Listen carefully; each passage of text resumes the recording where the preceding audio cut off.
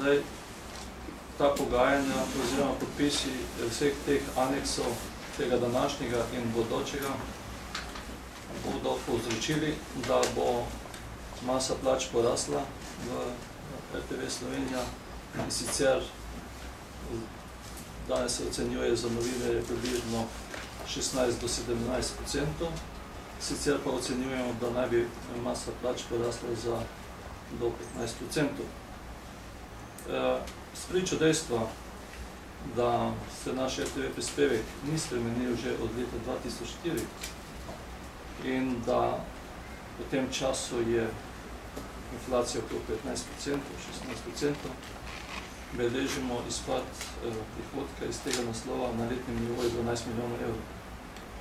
Zato pričakujemo od te družbe in seveda tudi od vlade, v parlamentu so nas tudi podprli,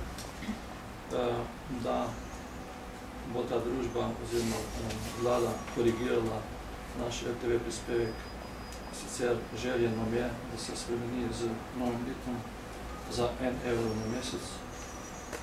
kar bi potem nekako omogočili, da vsaj delno pokrijemo te večje stroške,